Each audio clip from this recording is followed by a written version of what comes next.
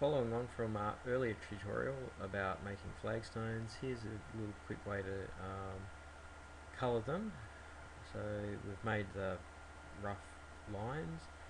Go to a background, and what we want to do is we want to select a really light grey. So this light grey is almost white. Okay, and then what we want to do is we want to bucket fill. So we fill that.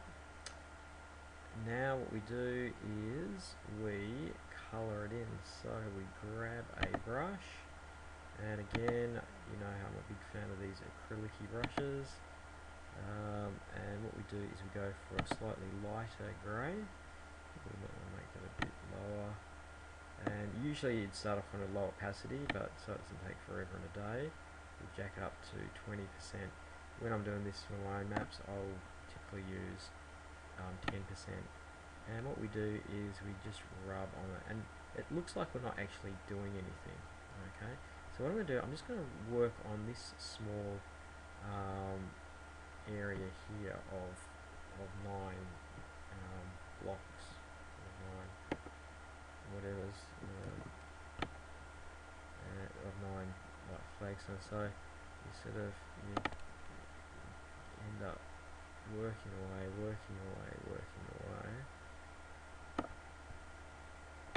Oh, that's why it didn't work, because I hadn't changed colours. There we go, so that's a bit better. Sorry, I hadn't actually got around to changing colours. And so what you do is you want to just work roughly, okay? So you work roughly, and so you don't have to be too precise about it. And in doing so, you sort of typically, and we'll make that a little bit darker, let's see, yeah. Oops.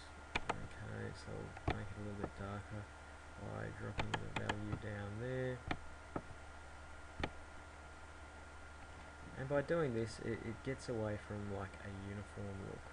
Okay, so you have that patch there, and it'll actually look quite good if you tile it. Now, to add a little bit more depth, we are going to make the size of the brush really small, perhaps a bit larger than that. Not that big. Okay, let's make it, let's try 10. Yeah, okay, 10's good. And then what we want to do is really drop the opacity down. And what we do is, this is really hard using the mouse, you just want to work the lines. Now, in doing so, by working the lines, you're adding a little bit of grunge to the, let's do that. You're adding a little bit of depth, and by having it on a light, now this is really sort of poor form on my part because